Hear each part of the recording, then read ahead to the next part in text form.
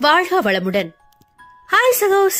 இதயம் மீட்டும் மெல்லிசை போல உங்கள் மனதை மயக்கப் போகும் எழுத்தாளர் தீபா பாபு அவர்களின் கற்பனை சிதறல்களுக்குள் நம் பயணத்தை தொடங்கலாமா? அத்தியாயம் 14. சிந்து, சிந்துகிட்ட எதுவும் பேசி பாத்தியா? ஒரு சில நேரம் தன்னையும் அறியாம சிரிச்சாதான் உண்டு. மத்த நேரம் முழுசோ நம்ம கிட்ட ஒட்டாம ஏதோ ஒரு விரக்தியில ஒதுங்கி இருக்கிறது போல தோணல என்று சித்தார்த்திடம் கேள்வி எழுப்பினாள் கமலா. இருவரும் கமலா வேலை பார்க்கும் மருத்துவமனைக்கு அருகிலுள்ள பூங்கா ஒன்றில்தான் அமர்ந்து பேசிக் கொண்டிருந்தனர். சிந்துவை பற்றி கொஞ்சம் தனியாக பேச வேண்டும் என சித்துவை அழைத்திருந்தாள் அவள். ஆமா, என் கூட இருக்கிறத அவ நிம்மதியா உணர்றாங்கிறத நான் கண்கூடா கண்ட உண்மை. ஆனா மகிழ்ச்சியா இருக்காளா அப்படின்றத கண்டிப்பா இல்ல. நான் வேலை முடிஞ்சு வீடு திரும்புற நேரம் குழந்தை சந்தோஷத்துல வெளிப்படையா குதிப்பான்னா அவளோட வெளிகள்ல வரவேற்பா சின்ன ஒளி அது மட்டும் தோன்றி மறையும். அவளை இயல்பாக்கன்னு தருண் கிட்ட நான் மட்டும் தனியா இல்லாம முடிஞ்சவரை அவளையும் பக்கத்துல உட்கார வச்சுதான் எதையாவது பேசிக்கிட்டும் விளையாடிட்டு இருப்பேன். கொஞ்சம் கொஞ்சமா இயல்பா மாறிட்டு இருக்காளோன்னு எனக்கு என்ன வர்றதுக்குள்ள அது மாயையோன்னு சந்தேகப்படுற அளவுக்கு அவளுக்கு இறுகி போயிடுறா. ஏதோ ஒரு விஷயத்த தனக்குள்ள போட்டு ரொம்பவே மருகிட்டு இருக்கான்றது மட்டும் நல்லா புரியுது. அதுல இருந்து அவளை எப்படி வெளியில கொண்டுட்டு வர்றதுன்னா புரியவே இல்லை. தருணோட அப்பாவோட இழப்ப ஜீரணிக்க முடியாம தவிக்கிறாளான்னு எனக்கு தெரியல என்றான் கவலையுடன். இருக்கலாம். உன்னை கவனிச்சியா? 22 வயசுல காலேஜ்ல படிக்கிற பட்டாம்பூச்சியா உற்சாகமா பறந்து திரிய வேண்டியவ கையில 4 வயசு குழந்தையோட சோகமே உருவா காட்சி தந்துட்டு இருக்காளே. அப்படின்னா 12ஆம் வகுப்பு முடிச்சோன்ன அவளுடைய 17வது வயசுலயே அவள் கல்யாணம் நடந்திருக்கு. அந்த திருமண விவரமும் ஒன்னும் புரியல. அவளோட குடும்ப விவரமும் ஒன்னும் தெரியல. ஆனா குடும்பத்தை விட்டு பிரிஞ்சிருக்கிறானா விவரம் இல்லாம பள்ளி பருவத்திலேயே காதல்ல மூழ்கி அவங்களோட வெறுப்ப சம்பாதிச்சுட்டாளா? தருணுடைய அப்பாவும் இவளும் காதல்ன்ற மாயையில விழுந்து உரிய வளர்ச்சி இல்லாம அவசரப்பட்டு கல்யாணம் பண்ணிட்டு இருப்பாங்களோன்னு நினைக்கிறேன். அதனாலதான் அவளோட குடும்பம் அவளை ஒதுக்கிடுச்சு போல இருக்கு. கொடுமைதான். வாழ போன இடத்துலயும் புள்ளைய தந்த கையோட அவன் மேல போய் சேர்ந்துட்டான். வரவு இல்லாம ஓடி வந்த மருமக அப்படின்னு மாமியாரோட காழ்ப்புணர்ச்சியையும் சம்பாதிச்சிட்டா போல. அதான் அன்னைக்கு ஒரு நாள் அந்த அம்மா வழிமறிச்சு சண்டை போட்டதா சொன்னியே என்று அவனிடம் கேட்டாள். சித்துவும் ஆமோதிப்பதாக தலையசைத்தான். அப்புறம் எப்படியோ கொடுமைக்கார மாமியாட்டது தப்பிச்சு ஓடி வந்துட்டா போல இருக்கு. பாவம், இதாண்ட விஷயம். காதலிச்சு கைப்பிடிச்சவன் இழப்ப தாங்க முடியாம தான் அவ இப்படி விரக்தியா இருக்கா என்று விடைகண்ட நீதிபதி போல் நிமிர்வுடன் தீர்ப்பளித்தாள் கமலா.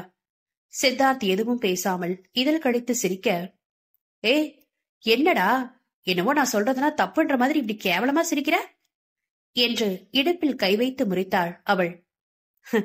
அதெல்லாம் எதுவும் இல்ல. மேபி நீ சொன்னது சரியா கூட இருக்கலாம். ஆனா அதுதான் உறுதியா சொல்றியே, அத நினைச்சுதான் சிரிச்சேன். துருவங்கள் 16 படம் பார்த்திருக்கல. அதுல இன்ஸ்பெக்டர் கான்ஸ்டபிளும் குற்றம் தொடர்பா கிடைக்கின்ற துப்புகளை வச்சு தாங்களா ஒரு கதையை டெவலப் பண்ணி இதுதான் நடந்திருக்குன்னு முடிவுக்கு வந்துருவாங்க. கடைசியா அவங்களோட கதை முற்றிலும் முன்பே சம்பவத்துக்கு மாறா இருக்கும். அது போல எதையுமே சிந்து தான் வாய்மொழியால உறுதியா சொல்லாத வரைக்கும் அவ வாழ்க்கையில என்ன நடந்தது அப்படின்ற உண்மை நமக்கு தெரிய வராது. அதுக்கப்புறம் தான் தெரிய வரும் என்றான் சித்து தீர்க்கமாக. ஆமா, அது என்னவோ வாஸ்தவம் தான். ஏடா, பேசாம நீயே அவள்கிட்ட பேசி பாரு. எத்தனை நாளைக்கு தான் தனி ஒருத்தியா அந்த பாரத்தை சுமந்துகிட்டு வேதனையோட இருப்பாவ என் ஐடியா கொடுத்தாள் கமலா. இல்லப்பா, வேண்டாம். என்கிட்ட எதையும் மனசு திறந்து பகிர்ந்துக்கிற அளவுக்கு அவ இன்னமும் முன்னேறல. இந்த நேரத்துல இது தொடர்பா நான் பேசினா அவளுக்கு சங்கடம் தான் வரும். கண்டிப்பா வெளிப்படையா பேசவே மாட்டா. மேலும் என்கிட்ட பேசுறதையே தவிர்க்க ஆரம்பிச்சிடுவா. அந்த நிலையை அவளுக்கு நான் தர விரும்பல. ஒன்னா ஒரே வீட்டுல வாழ ஆரம்பிச்சு 3 வாரம் தானே ஆயிருக்கு. முதல்ல அவ மனசு இந்த வாழ்க்கையில நல்லா செட் ஆகட்டும், அப்புறமா பேசிக்கலாம் என்றான் உறுதியாக. நாட்கள் சிறகடித்து பறக்க அன்று இரவு 7 மணிக்கெல்லாம் உணவு உண்டுவிட்டு தருண் சீக்கிரமே உறங்கிவிட்டான். அவனை மெத்தையில் படுக்க வைத்துவிட்டு வந்து ஹாலில் அமர்ந்து படம் பார்த்து கொண்டிருந்தான் சித்து. மணி 9 நெருங்கிக் கொண்டிருந்தது. சிந்து ஒரு ஓரமாக சேரில் அமர்ந்து சித்துவிடம் உள்ள ராமகிருஷ்ண பரமஹம்சரின் வாழ்க்கை வரலாறு புத்தகத்தை படித்துக் கொண்டிருந்தாள். 80களில் வெளிவந்து மெகா ஹிட்டாக ஓடிய பெரிய ஹீரோ ஒருவரின் படம் அது. பார்த்து வெகு நாட்களாகி விட்டதால் கதை விறுவிறுப்பாக இருக்கும், பாடல்களும் நன்றாக இருக்கும் என அதில் மூழ்கி இருந்தான் அவன். படத்தின் இடையே நாயகனின் தங்கையை வில்லன் ஒருவன் பலாத்காரம் செய்யும் காட்சி ஒன்று வந்தது. சிந்து உடன் இருக்கின்றாளே, இம்மாதிரி காட்சிகளை பார்த்து சங்கடமாக உணரப் போகிறாள். மாற்றிவிடலாம் என ரிமோட்டை அழுத்தும் பொழுதே பின்னால் மடார் என்று ஏதோ கீழே விழும் சத்தம் கேட்க பதறி எடுத்து திரும்பி பார்த்தான் சித்தார்த். சிந்துதான் கீழே விழுந்திருந்தாள். தருணுக்கு உடல்நிலை பாதித்திருந்த பொழுது வந்த அதே பிரச்சனை. விழிகள் சொருக அவளின் உடல் வெறிக்க ஆரம்பித்தது. அவளிடம் ஓடிச் சென்று, சிந்துமா, சிந்து என்று முதலில் அவளை உலுக்கியவன் பின்பு நீரை எடுத்து வந்து அவள் முகத்தில் அடுத்தடுத்து வேகமாக அடித்தான். உடல் ஒருமுறை துள்ளி அடங்க மூச்சுக்காற்று மெதுவாக வெளிவர ஆரம்பித்தது. அவளை அள்ளி திவானில் படுக்க வைத்தவன் டவலை எடுத்து அவள் முகத்தை துடைத்து விட்டான். மிகவும் சிரமத்துடன் மூச்சு விட தடுமாறியவள் திறந்திருந்த வாய் வழியே சுவாசிக்க ஆரம்பித்தாள். அவளை ஒரு புறமாக திருப்பி படுக்க வைத்து மெல்ல முதுகை நீவி விட்டான் சித்து. சிறிது சிறிதாக சிந்துவின் உடல்நிலை இயல்புக்கு திரும்ப லேசான மயக்கத்தில் இருந்தாள் அவள். என் அவ்வளவு நேரமாக இழுத்து பிடித்திருந்த மூச்சை மெதுவாக வெளிவிட்டவன் நெற்றியில் அரும்பிய வியர்வையை துடைத்தான். கொஞ்சம் கூட எனக்கு அறிவே இல்ல. அவளே ரொம்ப சென்சிட்டிவா இருக்கா.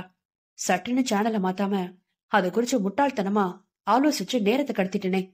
ஆனா இப்படி ஒவ்வொரு விஷயத்திலையும் வீக்கா இருந்தா இவளையும் தான் என்ன பண்றது என்று பெருமூச்சு விட்டவன் அவளை தூக்கிக் கொண்டு போய் அறையில் கட்டிலில் நன்றாக படுக்க வைத்தான். வெகு நேரம் வரையில் உறக்கமே வராமல் எதையெதையோ எண்ணி புரண்டு கொண்டிருந்தவன் அப்பொழுதுதான் சற்று கண்ணயர்ந்தான். யாரோ லேசாக அனத்துகின்ற உணர்வு தோன்ற நெற்றியை சுருக்கியவன் மெல்ல கண்களை திறந்தான். அருகில் திரும்பி பார்த்தாள். தருண் ஆழ்ந்த உறக்கத்தில் இருக்க சிந்துதான் முனகிக் கொண்டிருந்தாள். இல்ல இல்ல, நான் எந்த தப்பு பண்ணல. என்ன விட்டுடுங்க, என்ன விட்டுடுங்க. திடீரென்று வெறி பிடித்தவள் மாதிரி அலற ஆரம்பித்தாள் சிந்து.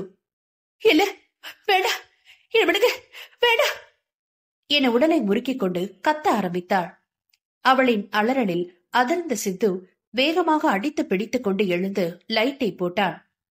இல்ல, என் மேல எந்த தப்பும் இல்ல. நான் எத்தனை தடவை சொல்லி அவங்க கேட்கல. பிளீஸ் வேண்டாம் என சம்பந்தம் இல்லாமல் பிதற்றிக் கொண்டு கத்தினாள் அவள். அவளிடம் விரைந்தவன், சிந்து, சிந்து இங்க பாரு, நீ ஏதோ கனவு கண்டுட்டு இருக்க. கண்ணை திறந்து பாரு, ஒண்ணும் இல்ல என்று அவள் கண்ணம் தட்டி எழுப்பினான். வேண்டாம், எனக்கு பிடிக்கல, என்ன விடுங்க என அவன் கரத்தை வெடுக்கென்று தட்டி விட்டாள். எனக்கு வேறு வழி தெரியல, நான் என்ன செய்வேன்? இவள எந்த தப்பும் இல்ல, என்ன விட்டுடுங்க என்று கதறி கதறி அழ ஆரம்பித்தாள். அவளின் நிலை கண்டு செய்வதறியாது தவித்தான் சித்து. அதற்குள் மீண்டும் அலறினாள் அவள். இல்ல, என்ன விடுங்க, எனக்கு பிடிக்கல, எனக்கு பயமா இருக்கு, சீ வேண்டாம், அசிங்கமா இருக்கு, என்ன விட்டுடுங்க, நான் எங்கேயாவது போயிடுறேன், வேண்டாம் வேண்டாம் என பதறியபடி அச்சத்தில் உருண்டவள் அறையில் உறங்கிக் கொண்டிருந்த குழந்தையை பிடித்து தள்ள தூக்க கலக்கத்தில் தருண் சினுங்க ஆரம்பித்தான். சிந்துவை எப்படி சமாளித்து தேற்றுவது என மலைத்து நின்றவன் அவள் குழந்தையை தள்ளவும் அவனை தூக்கிச் சென்று திவானில் படுக்க வைத்து தட்டி கொடுத்தான். அவன் மீண்டும் உறக்கத்தில் ஆழவும் அறைக்கு விரைந்தான் சித்து. அங்கே தொடர்ந்து உருண்டபடி கதறிக் கொண்டிருந்தாள் சிந்து. அவனையும் அறியாமல் கண்கள் கலங்க அவளை நெருங்கினான். என்ன விடு பிளீஸ், என்னால முடியல, எனக்கு வலிக்குது, எனக்கு பிடிக்கவே இல்ல, நான் எங்கேயாவது போய் செத்து போயிடுறேன், என்ன விடு, என்ன விடு, என்னால முடியல என குரல் தேய்ந்து கொண்டே போக வேகமாக மூச்சிறைக்க ஆரம்பித்தாள் சிந்து. சிந்துமா என வெளிவராத குரலில் தொண்டையில் எதுவோ அடைக்க நடுங்கும் கரத்தால் அவள் தலையை தடவி கொடுத்தான் சித்து. சட்டென்று வீறிட்டு அலறியவள், என்ன இப்படிலாம் செய்யாத, எனக்கு பிடிக்கல, அசிங்கமா இருக்கு, என்ன கொண்டுடு, என்னால முடியல, என்ன விட்டுடு, என்ன விடு என்று வெறிக்கொண்டு கத்த ஆரம்பித்தாள். அதுவரை உருண்டு கொண்டிருந்தவளின் உடல் விரைக்க ஆரம்பிக்கவும் சுதாரித்தவன் சிந்து என்று அழைத்தபடி அவளை உலுக்கினான். அதை அவள் உணரும் நிலையில் இல்லாமல் வேறேதோ உலகில் பயணித்தபடி துவண்டு விழ துவங்கினாள். அதை கண்டு பதறிய சித்து அவளை பலம் கொண்ட மட்டும் உலுக்கினான். ஏய் சிந்து, இங்க பார், முதல்ல கண்களை தர, நீ எங்க இருக்கன்னு பாரு, கண்ணை தரன்னு சொல்றேன்ல என அதட்டியபடி அவளின் இரு கண்ணத்திலும் மாறி மாறி அறைந்தான். துவண்டு கொண்டிருந்தவள் அவனுடைய தொடர்ந்து அறையினால் மெல்ல உணர்வுக்கு திரும்ப ஆரம்பித்தாள். நட்புகள் எல்லாரும் நம்ம சேனலை மறக்காம சப்ஸ்கிரைப் பண்ணுங்க, கதையை கேளுங்க, லைக் பண்ணுங்க, கமெண்ட் பண்ணுங்க, பிடிச்சவங்க ஷேர் பண்ணுங்க. நன்றி.